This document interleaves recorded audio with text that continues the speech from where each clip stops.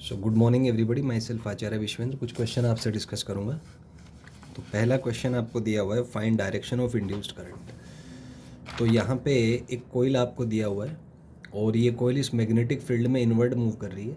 तो इसके inward motion की वजह से यहाँ पे magnetic flux down the plane increase होगा।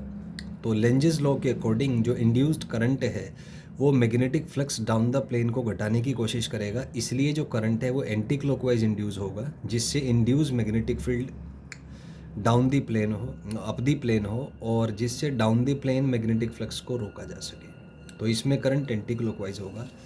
सिमिलरली ऑप्शन नंबर बी में यहाँ पे magnetic field up the plane है, तो कोइल के मूवमेंट की वजह से magnetic flux up the plane बढ़ेगा, तो इंड्यूस्ड करंट इसको घटाने की कोशिश करेगा। तो इंड्यूस्ड करंट क्लॉकवाइज डायरेक्शन में होगा, जिसकी वजह से जो मैग्नेटिक फ्लक्स इंड्यूस होगा वो डाउन दी प्लेन होगा। तो इसकी वजह से up the plane magnetic flux घट जाएगा। Next is question number 3। इसमें देखिए ये इस तरीके से मूव कर रहा है, तो इसके मूवमेंट की वजह से फ्लक्स में कोई चेंज नहीं आएगा, क्योंकि ये साइड मैग्नेटिक फील्ड के पैरेलल ये साइड जो है इसके पैरेलल है और ये इसका वेलोसिटी ऐसे ही है।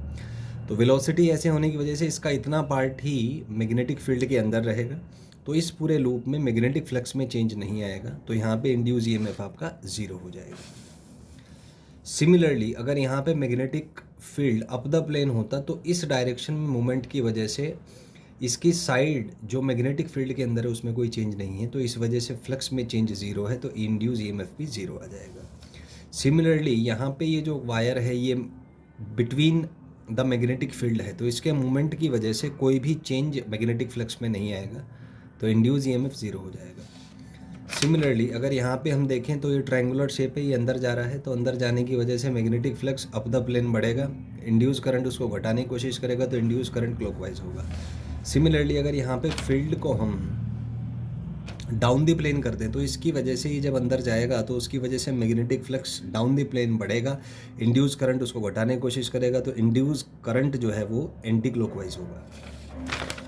सिमिलरली यहाँ पे एक क्वेश्चन दिया है, इसमें ये जो लूप है ये मैग्नेटिक फील्ड से बाहर आ रही है, तो मैग्नेटिक फील्ड से बाहर आ रही है तो इसमें magnetic flux down the plane घट रहा है, तो लेंजेस लॉ के अकॉर्डिंग इंड्यूस करंट इसको बढ़ाने की कोशिश करेगा, तो इंड्यूस जो करंट है वो क्लॉकवाइज आएगा।